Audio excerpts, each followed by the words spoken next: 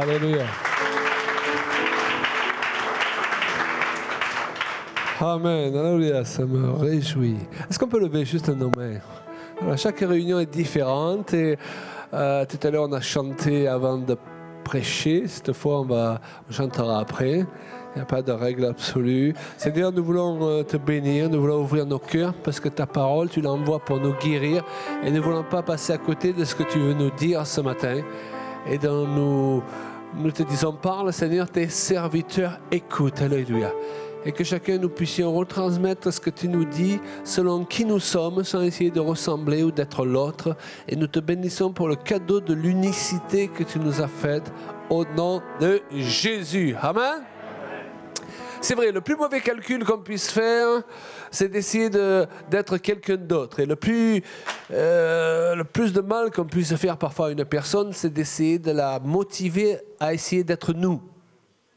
Amen. Donc, Dieu a placé des ministères, qu'ils soient pastoraux ou qu'ils soient itinérants, pour aider les autres à trouver leur propre identité et leur propre appel. Pas pour en faire des doubles de Pasteur Prince ou de Claude Payan. Est-ce que vous comprenez ? Parfois, certaines personnes vont dans une école biblique pour se former, ils reviennent, ils sont déformés. Et ce n'est pas ce que Dieu veut pour notre vie, ok ? Dieu veut qu'on apprenne à connaître quel est l'appel qu'il a placé sur notre vie. On ne va pas prêcher comme celui qui nous a enseigné, on ne va pas obligatoirement prophétiser de la même façon, mais ce qui importe, c'est que nous développions ce cadeau de l'unicité. Vous êtes chacun unique, Dieu ne fait pas de préférence, et pendant qu'on est sur cette terre, bien, comprenons à réaliser qui est Dieu, mais aussi, comme l'a dit Julia, qui nous sommes en lui. Parce que ça ne suffit pas parfois de comprendre qui est Dieu. Il faut qu'on comprenne qui veut être à travers nous. Amen. Et nous avons abordé, et nous continuons à aborder ce sujet du prophétique, parce que prophétiser signifie transmettre son inspiration. Donc, nous avons vu hier soir qu'on peut transmettre son inspiration par des paroles prophétiques. Nous avons vu tout à l'heure que ces paroles peuvent être un simple encouragement. Une parole went, ça veut pas dire que tous les encouragements sont prophétiques, mais il y a des moments où c'est particulièrement ouin. Ça peut être aussi des paroles qui amènent une parole de connaissance, une parole de sagesse. Alléluia. Ça vous est jamais arrivé de vous poser une question et vous n'avez pas la réponse à cette question-là. Et pendant 2 jours, vous êtes là, Seigneur, et vous n'avez pas la réponse. Puis quelqu'un vient vous trouver, il vous pose la même question et vous lui répondez et vous lui donnez la réponse. Vous connaissez ? Ça, c'est l'Esprit de Dieu, c'est l'Esprit prophétique. Si bien que vous rentrez, vous êtes 2 à être contents. Celui à qui vous avez donné la réponse et vous, qui n'aviez pas la réponse. Donc Dieu veut nous dépasser, et on a donné des exemples hier où eh bien, Dieu, il nous dépassait, simplement en nous inspirant dans la simplicité. Comme l'exemple de mon épouse, à un moment donné, qui se lève et qui dit... Oui, dans l'exemple cité hier, moi je ne veux pas louer, je veux acheter. Alléluia. Et il faut qu'on apprenne à reconnaître la voix de Dieu dans les choses simples. Parfois nous attendons toujours que Dieu nous parle comme à Moïse dans les 10 commandements. Vous savez, Moïse. Mais la Bible nous dit que la parole de Dieu c'est un léger murmure aussi. Amen. Dieu veut nous parler de diverses manières.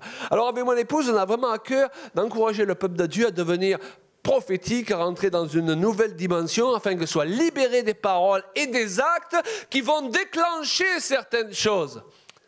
Regardez, à un moment donné, dans l'Ancien Testament, il y a un roi qui vient trouver un prophète pour avoir un conseil. Il est confronté à une bataille et le prophète lui dit « Tu sais ce que tu vas faire? Tu vas prendre un arc et des flèches et tu vas taper par terre. » Et certainement, le roi, il se dit « Bon, si ça peut lui faire plaisir, hein, bon. » Il ne le prend pas trop au sérieux. Et le prophète se tourne vers lui et lui dit « Tu vois, tu as juste tapé 3 fois, tu vas vaincre 3 fois tes ennemis. Mais si tu avais vraiment pris à cœur la parole que je t'ai donnée et que tu avais tapé pendant un moment avec conviction, tu les aurais vaincus complètement. » Donc il y a des actes prophétiques qui libèrent la puissance de Dieu. Et lorsque nous sommes confrontés au prophétique de Dieu, nous le disions ce matin, ce n'est pas pour être dans le flou artistique évangélique. C'est pour que ça porte des fruits.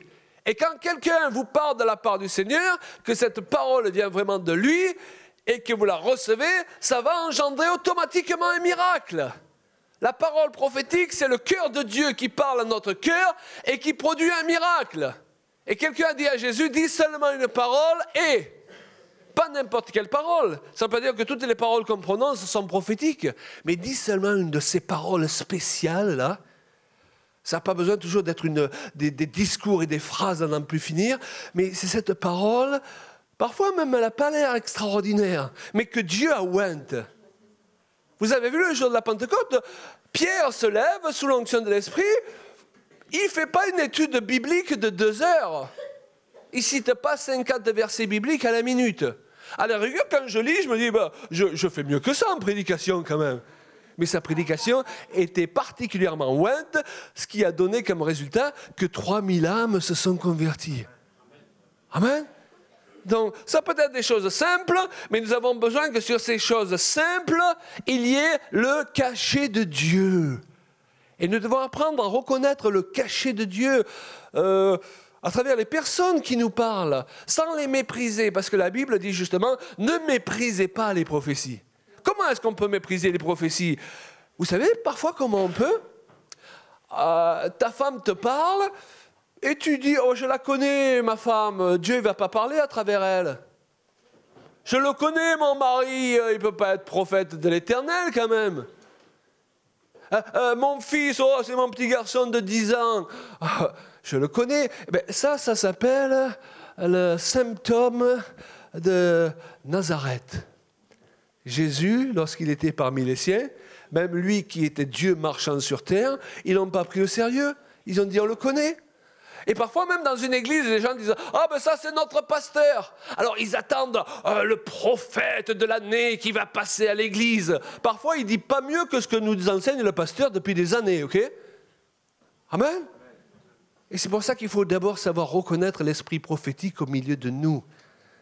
Et les gens qu'il veut utiliser au milieu de nous.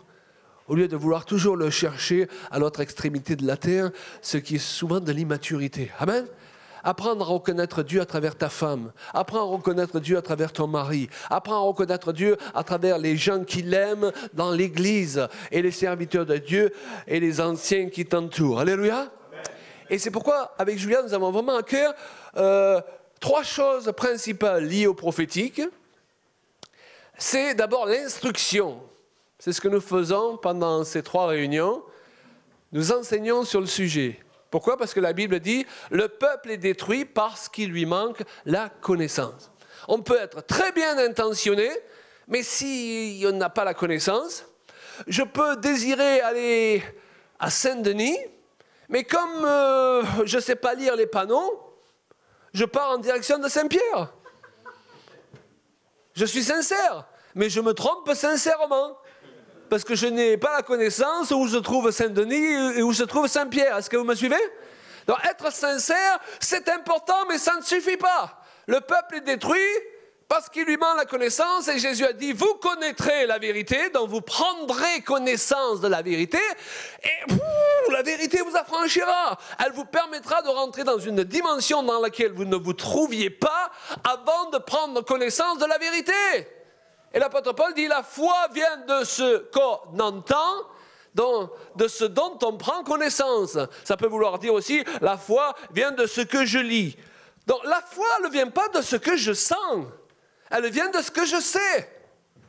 C'est-à-dire quand je me lève le matin, je ne me sens pas toujours ressuscité avec Jésus. Je ne sais pas pour vous, il y a des jours, moi j'ai l'impression qu'un rouleau compresseur m'est passé dessus pendant la nuit. Hein? Vous vous levez tous les matins, oh, je me sens sauvé, je me sens rempli d'autorité. Parfois, tu sens tout le contraire. Et donc, tu es bien obligé de croire ce que la parole de Dieu te dit. Tu ne peux pas comprendre Dieu par ce que tu sens. Tu ne peux pas comprendre qui tu es devenu en Jésus-Christ par ce que tu sens. Tu peux le comprendre par ce que tu sais. Donc, tu ne peux pas développer ta foi au-delà de ce dont tu prends connaissance. Est-ce que vous me suivez? Donc, c'est important de venir à l'église, non pas pour réchauffer les chaises, mais pour s'instruire, pour prendre connaissance de choses qu'on ne connaissait pas avant. Il y a des couples, par exemple, ils s'aiment, mais comme disent souvent, on s'aime, mais on est comme chien et chat. Mais écoutez, il vaut mieux être comme chien et chien ou chat et chat, mais pas comme chien et chat. Donc il faut apprendre souvent, et c'est le but de la brochure que nous avons sortie, à fonctionner avec l'autre. Il y a des données qu'on peut recevoir qui peuvent nous permettre de réussir notre vie. Amen. Et pour entrer dans une nouvelle dimension du prophétique, ça commence par prendre connaissance de ce qu'est le prophétique. Et nous aimons aussi, ce que nous avons fait aussi depuis hier soir et ce matin, prendre connaissance aussi du code de la route de la vie prophétique, de peur que ce que Dieu nous a donné pour nous bénir se retourne contre nous pour nous maudire. Alléluia. Et nous connaissons tous, au sein des églises évangéliques, des gens qui prétendent être inspirés par Dieu, avoir reçu la révélation de Dieu, vouloir parler dans notre vie. Et puis chaque fois qu'ils ouvrent la bouche, ils nous démoralisent, ils nous cassent, si bien qu'on a envie de leur dire, écoute, si tu peux attendre encore 6 mois pour la deuxième prophétie, ça m'arrangerait. OK? Et on l'a vu ce matin. Ça, c'est la démonstration générale que ce prophétique-là ne vient pas de Dieu. Donc, il faut savoir et avoir assez d'assurance dans qui nous sommes en Jésus-Christ pour savoir dire oui et non aux gens qui veulent parler dans notre vie. Amen? Sinon, nous sommes en danger dans le lieu même où nous sommes supposés nous épanouir, l'Église ou en compagnie des autres. Donc, l'instruction, le deuxième point, c'est la transmission. Vous savez, la réussite d'un ministère, ce n'est pas tant toutes les choses qu'il aura réussi à faire tout seul. C'est ce qu'il a réussi à transmettre aux autres. C'est ce qu'il a réussi à transmettre aux autres dans un but précis, pour qu'ils fassent aussi bien que lui, sinon mieux. Et ça demande une fibre paternelle. Amen. Et aujourd'hui, Dieu veut répandre son cœur dans nos cœurs. Son cœur de père, et son cœur de mère aussi, parce que Dieu, il a aussi la fibre maternelle. Alléluia. Et le père, qu'est-ce qu'il veut? Qui a des enfants ici? Qu'est-ce qu'il veut le père, la mère, pour ses enfants? Est-ce qu'on a envie de dire à nos enfants, essaye de ne pas faire mieux que moi quand même, hein? Non, on a envie qu'ils aillent plus loin que nous. Moi, j'ai un fils qui a fait plusieurs années à Paris d'école de guitare. Ma femme lui a enseigné tout ce qu'elle connaît vis-à-vis de sa technique, parce qu'on a 2 techniques différentes. Moi, je lui ai enseigné tout ce que je connais. L'école de musique lui a enseigné encore d'autres choses. Et aujourd'hui, il nous dépasse. Ben, je suis heureux. Mon enfant va plus loin que moi. Amen. Imaginez Jésus, qui avant de partir auprès du Père, il aurait dit à ses disciples, c'est moi le boss, hein? Celui, pendant que je ne suis pas là, qui essaye de faire plus de miracles que moi, il aura affaire à moi quand je reviens. Hein, imaginez, vous imaginez? Il a dit tout le contraire. Dieu, il n'est pas frustré. Dieu, il n'a pas de problème d'ego, Dieu. Amen. Il a dit, celui qui croit en moi, il fera même de plus grands miracles. Vous avez des pasteurs, parfois, il ne faut pas les doubler, hein? Surtout, non, attention, c'est moi qui dois guérir, c'est moi qui dois prêcher, c'est moi. On a tous des dons différents, mais aucun de nous a tous les dons. Et à un moment donné, si ce frère il prend la relève, s'il peut guérir par l'imposition de ses mains quelqu'un que moi, j'arrive pas à guérir, alléluia! On n'est pas en compétition les uns avec les autres. Amen? Si moi, je ne reçois pas une révélation prophétique et qu'à cet instant, Dieu parle à notre frère ou à une sœur, alléluia! Ce qui importe, c'est de ressortir avec le corps de Christ qui a atteint son objectif, qui que soit la personne qui a été utilisée. Et les ministères ont ce but, c'est de vous encourager à rentrer dans ce que Dieu vous a montré sans se sentir menacé. Parce qu'on est supposé être bien dans sa tête. Quand ma femme arrive à faire quelque chose que j'arrive pas à faire, je ne suis pas là en train de dire « Ah ben chérie, alors ça va pas. » Mon ego de masculin en prend un coup. Je dis « Waouh, c'est super chérie. Amen. Je suis fier de toi. Amen. » Et donc, Dieu vous encourage à, comme l'a dit Julia, à développer qui vous êtes en lui, pour qu'il puisse vous utiliser selon le don qu'il vous a donné à vous. Amen. Sans que vous ayez besoin de penser que réussir votre vie consiste à essayer d'être quelqu'un d'autre que qui vous êtes. De toute façon, je tiens à vous mettre au clair de suite, vous n'arriverez jamais à être un meilleur Claude Payan que moi. Amen. Et vice-versa. Transmission, enseignement, transmission et, alors, j'emploie ce mot, démocratisation. Alors, l'Église n'est pas une démocratie, je tiens à être clair. Amen. On ne vote pas pour élire les anciens ou pour élire les ministères. On reconnaît l'onction de Dieu sur les personnes que Dieu lui a nommées. Ce n'est pas la même chose. Et ça, ce n'est pas une démocratie. Vous êtes d'accord? Donc, j'emploie l'expression démocratisation dans un autre sens. Ce qu'on appelle démocratisation, c'est l'action de mettre un bien à la portée de toutes les classes de la société. Ici, en l'occurrence, les dons de l'esprit, afin qu'ils ne soient pas ou ne soient plus l'apanage d'une élite, vous savez? Je ne sais pas ceux qui sont des vieux routards comme moi, qui connaissent le Seigneur depuis plus de 40 ans. On a connu certains contextes d'église où c'est toujours les mêmes le dimanche matin, à la rigueur qui donnent toujours la même parole, qui n'a plus rien de très prophétique. Hein? Je vois la colombe qui se pose sur la fenêtre. Et, vu l'ambiance dans l'église, si tu voyais quelque chose, au lieu de se poser, tu la verrais plutôt en train de partir, ok? Déjà. Mon petit troupeau, le Seigneur te dit, petit troupeau, il s'est réservé un petit troupeau. Mais il n'en a rien à faire, Dieu, d'un petit troupeau. Jésus, il est mort pour un grand troupeau. Il veut beaucoup d'âmes qui se convertissent, alléluia. Il ne veut pas qu'on soit un club privé, recroquevillé sur nous-mêmes, avec toute une élite prophétique. Amen. Donc c'est dans ce sens, démocratisation. On veut enseigner le peuple de Dieu afin que chacun prenne confiance dans le don que Dieu lui a donné pour pouvoir transmettre. Parce que prophétiser signifie transmettre son inspiration. Amen. Mais je vais y revenir. Le tout est de ne pas le faire n'importe comment. Pour la bonne raison que de nombreuses personnes ont été brisées à un moment donné de leur vie parce qu'on leur a présenté à une époque comme des prophéties ou des ministères prophétiques.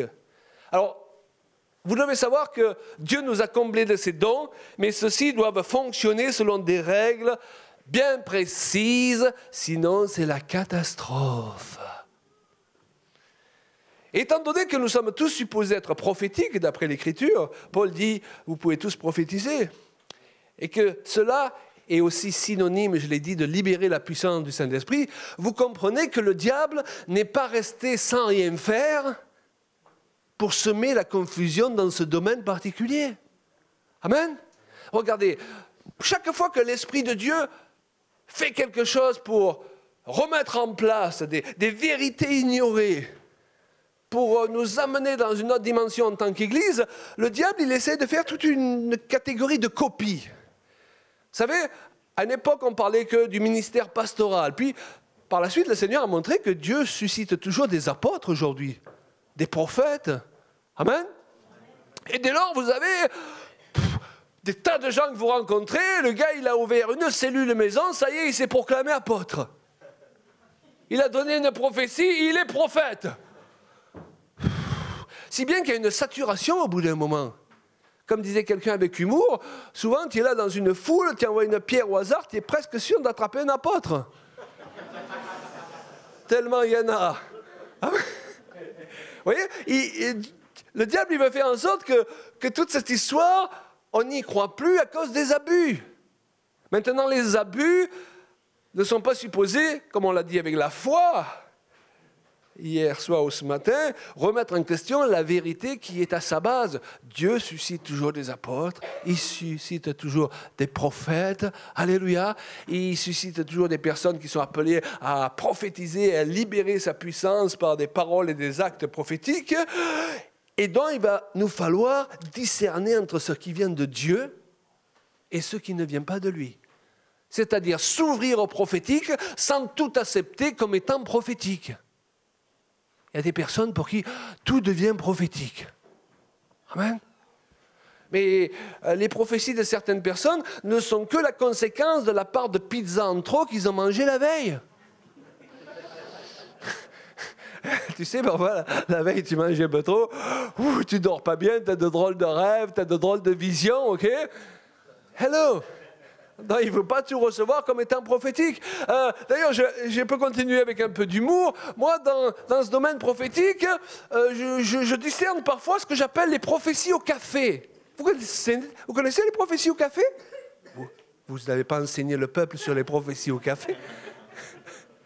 La prophétie au café, c'est le gars qui vient le dimanche matin, il n'a pas eu son café. Et il y a des gens, quand ils n'ont pas leur café, ils sont de très mauvaise humeur. Je ne regarde personne. OK?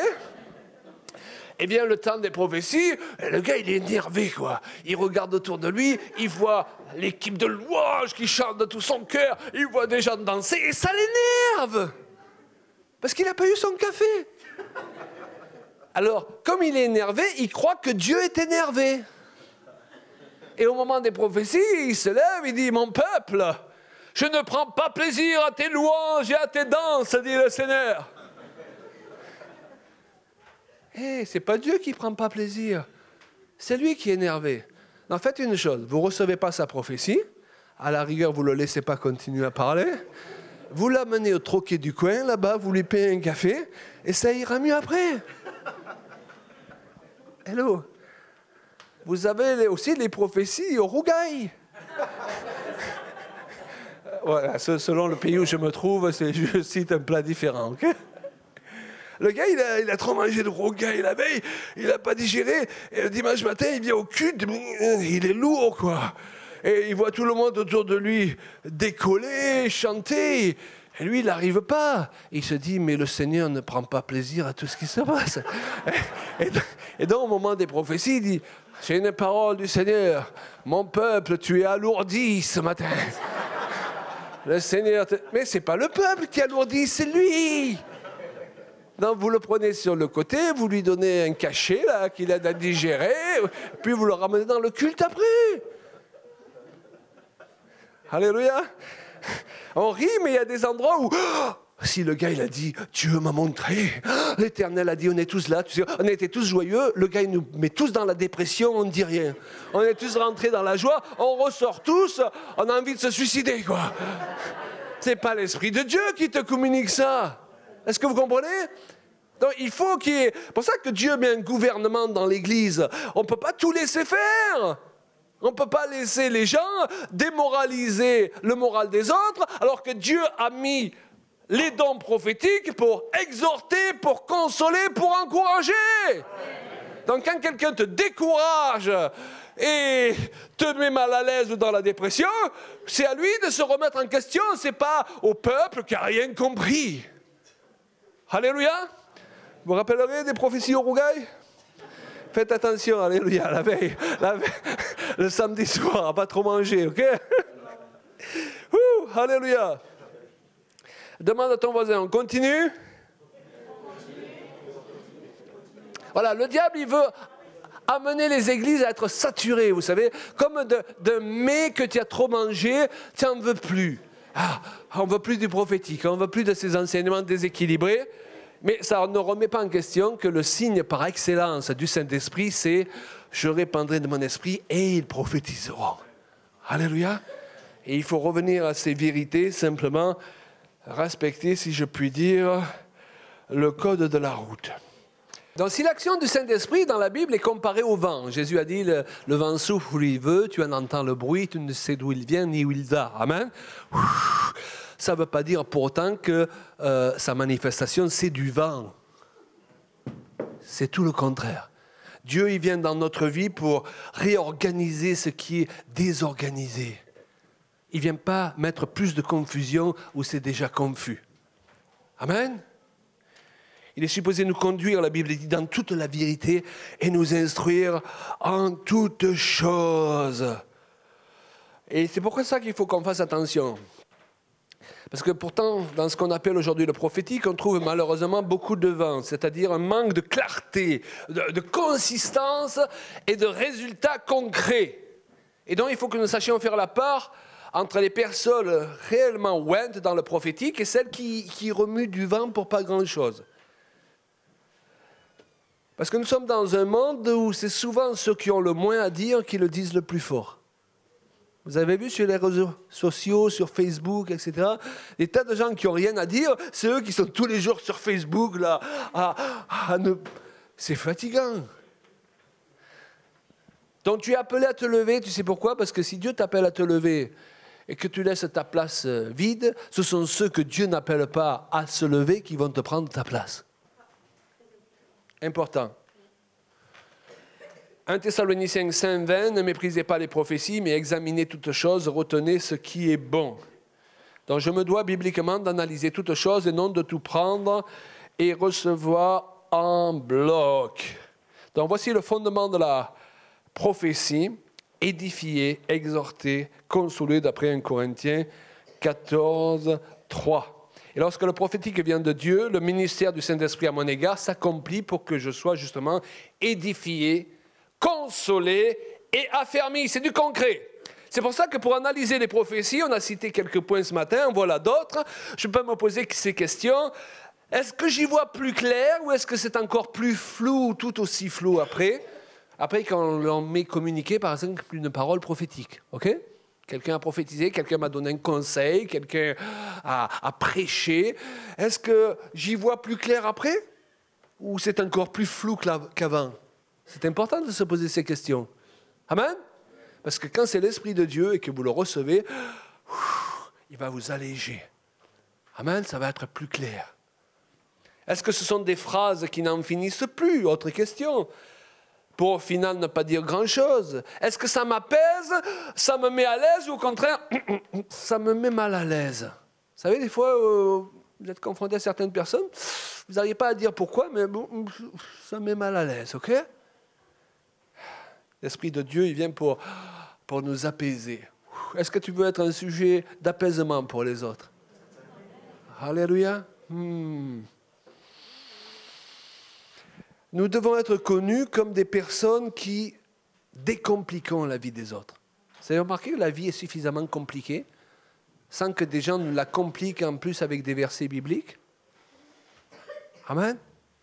Vous vivez dans le même monde que moi? C'est suffisamment compliqué dehors. Quand on vient dans l'église, ce n'est pas pour que ça devienne plus compliqué. C'est pour que quand on ressorte, notre vie compliquée, c'est décompliqué. Alléluia. On ressort dans ce monde renouvelé et rempli de force.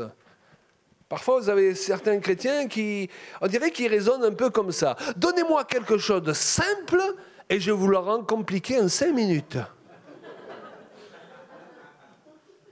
Alors que notre appel, c'est tout le contraire. C'est de prendre ce qui est compliqué dans la vie des gens et de le rendre simple.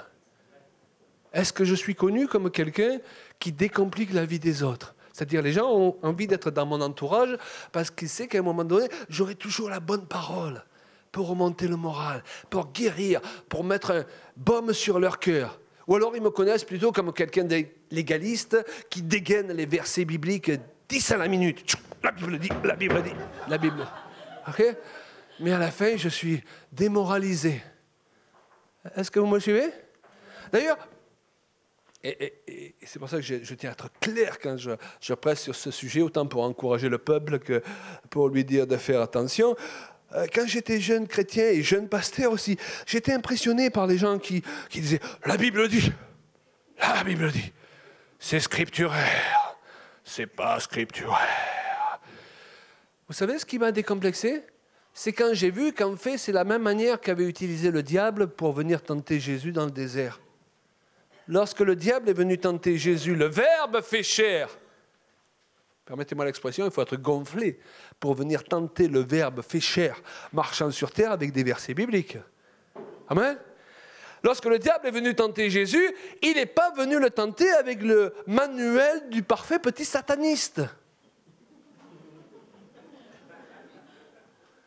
Il a pris la Bible. Je ne sais pas si vous réalisez l'enseignement qui a tiré de ce fait-là. Ça signifie qu'il y a plus de pouvoir occulte qui peut être libéré par des versets sortis de contexte, c'est-à-dire qu'on fait croire comme étant la parole de Dieu, la femme ne peut pas enseigner, tu es divorcé, tu ne peux plus refaire ta vie. On brise la vie des gens en sortant 2 versets de contexte, là, complètement, de leur sens original. On bâtit beaucoup de sectes à partir de la Bible. Donc ce n'est pas le livre lui-même, parce que tu peux devenir un adorateur du livre. Et la lettre tue. Amen. Mais c'est l'esprit qui vivifie. Si le diable avait connu une puissance plus grande que des versets bibliques sortis de contexte, lui qui a des tas de livres d'occultisme et de sorcellerie, pour venir affronter Jésus sur terre, Dieu marchant sur terre, il aurait pris un de ses bouquins à lui, vous êtes d'accord avec moi? Et il les a laissés de côté. Ça signifie qu'il y a encore plus d'erreurs quand on prétend que Dieu a dit quelque chose qu'il n'a pas dit. Ou qu'on prétend qu'une chose veut dire ce que Dieu n'a pas voulu nous dire. Pourquoi? Parce qu'on croit que c'est Dieu qui nous parle. Et donc on va se laisser accuser. On va dire, c'est la volonté de Dieu que tu sois malade, que tu meurs. Dieu veut t'enseigner quelque chose. Et puis au lieu de lutter avec la foi contre la maladie, on se laisse mourir. Parce qu'on croit que c'est la volonté de Dieu. Est-ce que vous comprenez? Donc c'est très dangereux. Vous imaginez la responsabilité que nous avons à apporter correctement la parole de Dieu pour donner de Dieu la vraie image de qui il est. Et surtout en tant que ministère. C'est pour ça que la Bible dit, ne soyez pas trop nombreux à enseigner. Assurez-vous que Dieu vous a vraiment appelé à le faire. Parce qu'il y a des nuances de la parole que Dieu va donner qu'à des personnes qui la ouïnt pour les comprendre. Alléluia. Et des tas de gens enseignent la parole de Dieu, mais avec un esprit, un cerveau légaliste. Et ils sont toujours dans l'accusation des autres. Et ça, ce n'est pas le prophétique qui vient de Dieu. Amen. Alors, soyez connus comme ceux qui prophétisent la vie, qui parlent la vie dans la vie des autres. Et qui leur décompliquent la vie. Oh frère, on est bien avec toi. Alléluia. Décompliquez la vie de votre femme. Qui est mariée ici? Allez, soyez connus pour décompliquer la vie de votre femme. Soyez connus pour décompliquer la vie de votre mari. Ah chérie, je suis là, je suis avec toi, derrière toi. Oui, tu as encore laissé traîner tes chaussettes ce matin, je sais, mais par la grâce de Dieu, je les ignore. OK?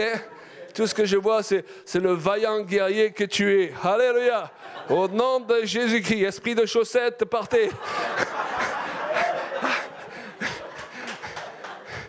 Amen. Mais il y a des gens qui focalisent juste sur les défauts de l'autre. Mais votre conjoint, c'est une créature merveilleuse. Il n'a pas que des défauts. Est-ce que vous comprenez? Dans le matin, là, choisissez de voir la vaillante guerrière, le vaillant guerrier. Amen. Il y a le parler en langue de certaines chrétiennes. Tu sais ce que c'est? C'est gna gna ni, gna gna gna. Gna gna ni, gna gna gna. Le parler en langue comme ça, toute la journée. Ça n'encourage pas trop le mari. Amen.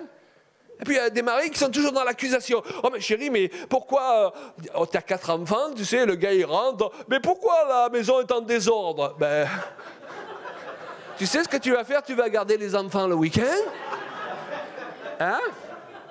Et puis je suis presque sûr qu'au milieu du week-end, tu vas m'appeler, chérie, viens me sauver. C'est si facile de juger l'autre. Est-ce que vous comprenez?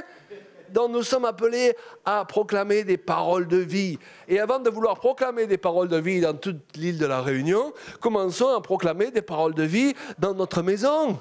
Chaque jour, dire à notre femme, « Tu es belle, chérie. » Alléluia. Ah oui, mais j'ai pris 3 kilos. Mais on s'en fout des 3 kilos. J'ai perdu 3 kilos. Mais je t'aime pas pour les kilos en plus ou les kilos en moins. Je t'aime pour qui tu es. Et pour moi, tu es belle, tu es formidable. Alléluia. Vous savez, nous sommes le premier instrument de guérison pour l'autre. Les gens vont devenir le Seigneur, ils se sont fait parfois humilier de toutes les façons possibles et imaginables. Ils arrivent à Christ, ils ont l'impression qu'ils sont personne. Ils ont besoin d'un pasteur qui leur dit combien ils ont de la valeur. Et si tu te maries, tu as besoin d'être marié avec quelqu'un qui tous les jours va être là, l'instrument de Dieu pour ta guérison, et non pas l'instrument du diable pour ton accusation. Amen? Ça, c'est un peuple prophétique. Et tes paroles vont produire un fruit à un moment donné. Tu sais, quelqu'un qui est découragé, et qui croit qu'il est moche, qu'il ne vaut rien, si tu lui dis tous les jours qu'il est beau, que tu l'apprécies, qu'il est intelligent, qu'il va réussir à un enfant, mais à un moment donné, ça va pénétrer en lui, et il va lui arriver selon ce que tu prophétises sur sa vie.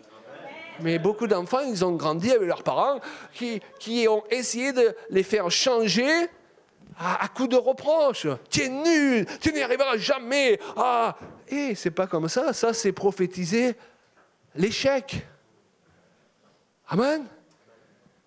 Donc, attention au langage qui sort de notre bouche. On est là pour sanctifier notre bouche parce que l'esprit prophétique, il passe par notre bouche. Amen. Donc, attention, chérie, je t'avais dit de mettre ça là, tu l'as encore mis là. Tu fais toujours ça. Il y a des mots qui tuent, toujours. Tu as encore fait ça. Ça, c'est bien toi. Vous asseyez vous êtes en train d'asseoir la personne dans une identité qui n'est pas la sienne. Alléluia. Et tu la traites comme ça tous les jours. Après, tu arrives le soir, tu dis tu veux qu'on fasse l'amour? Et tu t'étonnes qu'elle n'a pas envie, quoi. Il faut préparer le terrain, messieurs. Alléluia, on ne peut pas traiter quelqu'un n'importe comment toute la journée et attendre le meilleur quand tu arrives le soir. Et ça marche dans l'autre sens. Amen. Vous êtes appelés à bénir, il dit l'apôtre Paul.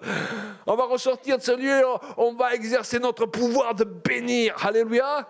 On va chercher ce qui va bien chez les autres pasteurs, chez les autres églises, et on va les bénir, même si on sait qu'ils disent du mal sur nous. On s'en moque. Alléluia.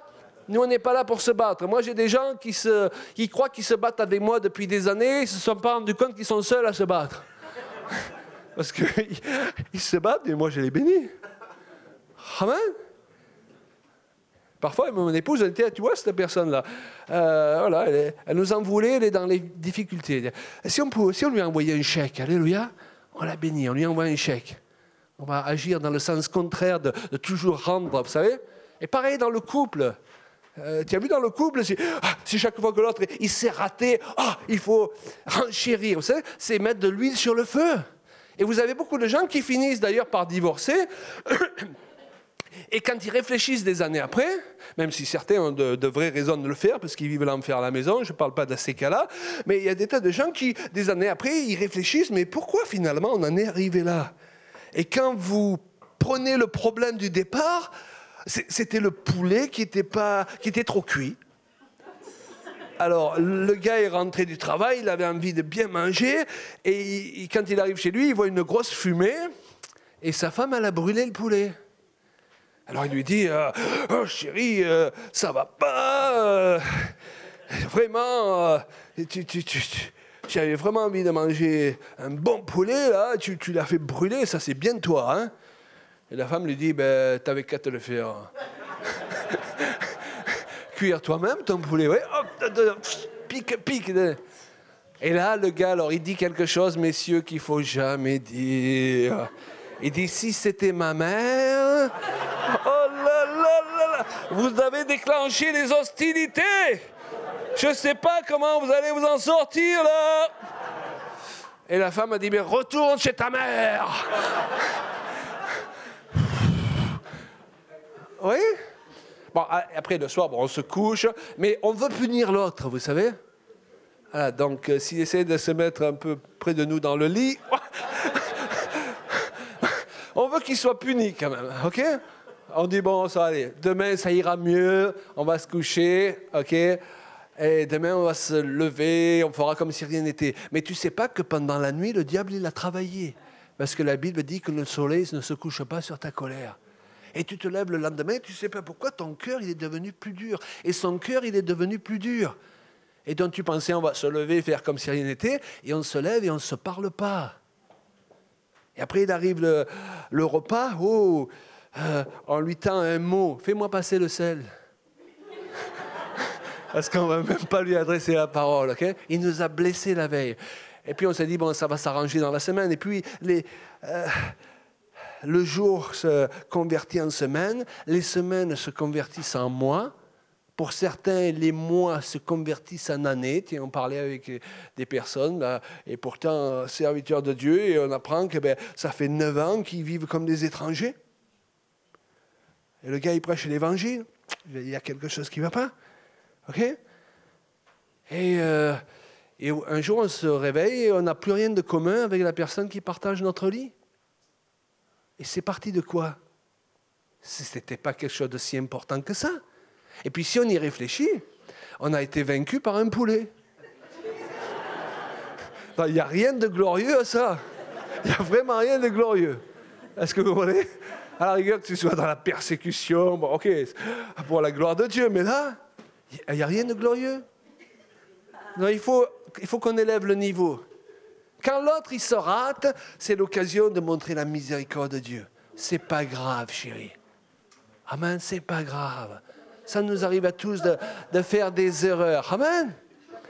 Je me rappelle un jour, lorsqu'on était plus jeunes, il nous restait, à l'époque c'était les francs, mais on dira 50 €. Et il pleuvait, on était dans notre voiture, ma femme ouvre la voiture, elle part vite faire 2 courses, je l'attends, et d'un coup elle revient, toute penote, elle dit, je viens de perdre les 50 €.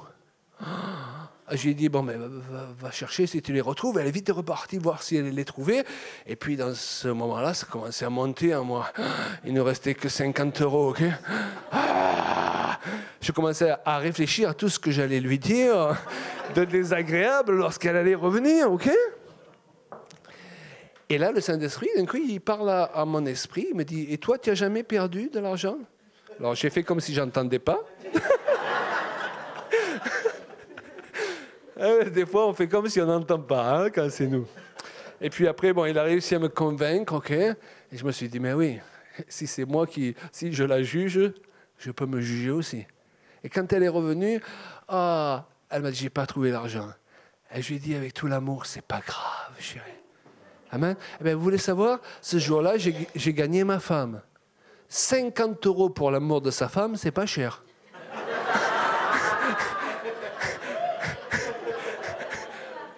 Il y a des gens qui sont prêts à payer beaucoup plus. Donc, utilisez chaque situation que le diable y crée, au contraire, pour prouver votre amour aux autres, pour prouver que vous n'êtes pas à ce niveau des pâquerettes où on m'a piqué, je pique. Oui, on est un peuple saint. C'est pas digne de nous, tout ça, c'est gaminerie. Parfois, les chrétiens, c'est des gamineries. Si vous voulez prospérer en tant qu'Église, assurez-vous que vous devenez une Église fortifiée dans le Seigneur. Alléluia. Un corps solide, en bonne santé. Parce que je peux avoir 5000 membres dans mon Église, mais c'est un corps gras. OK? C'est pas un corps fort. Amen. C'est une grande garderie.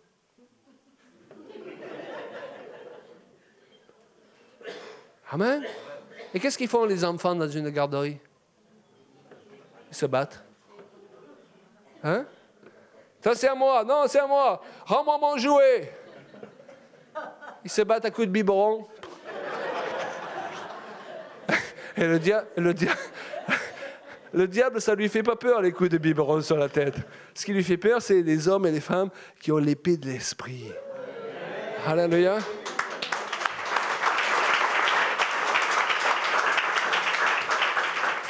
Il n'a pas peur de toutes les églises, hein, mais il a peur d'une église qui prie. Il a peur d'une église qui marche dans l'amour. Il a peur d'une église où les gens ils se pardonnent. Il a peur d'une église où les gens ils se supportent. Il a peur d'une église prophétique, où les gens ils prophétisent le meilleur sur les autres au lieu de confesser le pire. Amen. Il a peur d'une église où les couples sont unis, où les familles sont unies.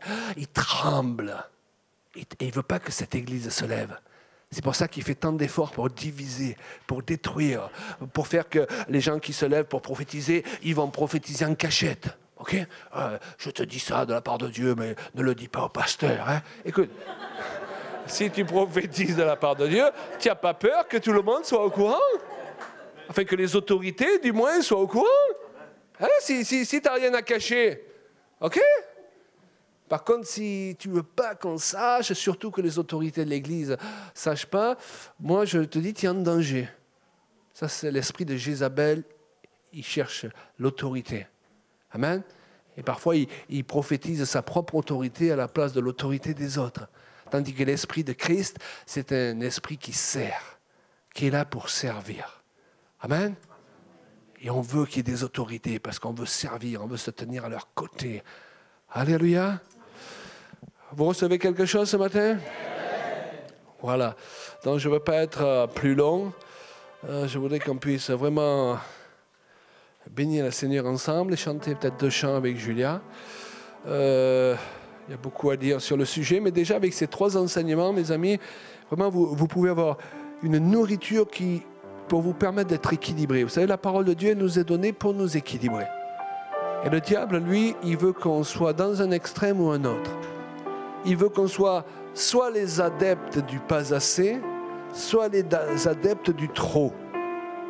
Est-ce que vous comprenez?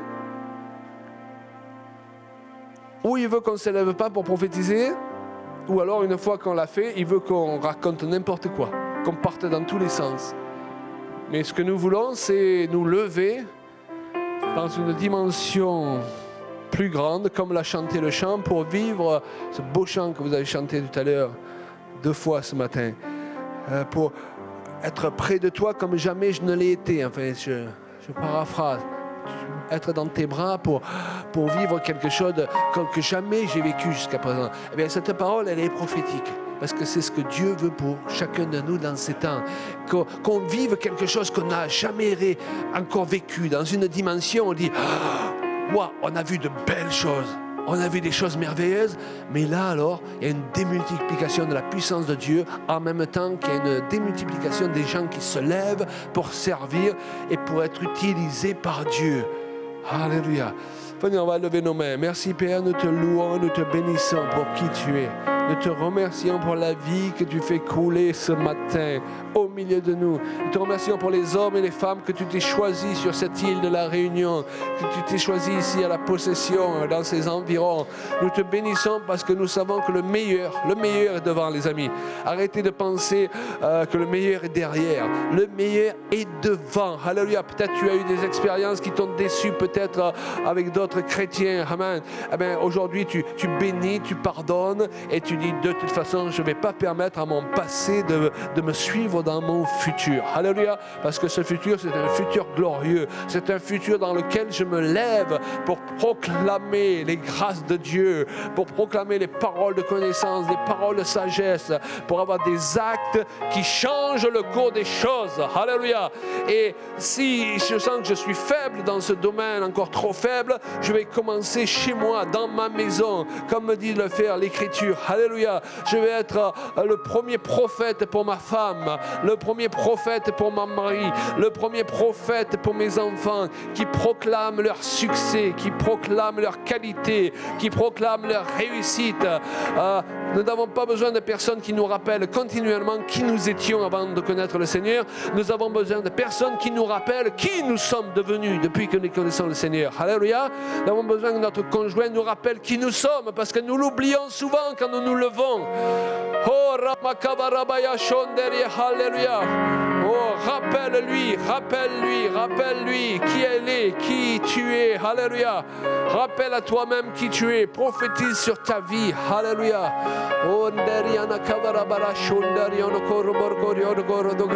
Peut-être les hommes ont prophétisé l'échec. Peut-être même tes parents ont prophétisé l'échec. Mais Dieu se lève et il a d'autres paroles sur ta vie. Et tu choisis les paroles de Dieu. Alléluia. C'est les paroles de Dieu qui s'accomplissent pour toi. Ce sont des paroles de vie. Et la Bible dit que celui qui appelle les choses qui ne sont pas comme si elles étaient, il vous finit par les voir s'accomplir. Appelez les choses qui ne sont pas comme si elles étaient. Alléluia. Au nom de Jésus. Au nom de Jésus. Amen.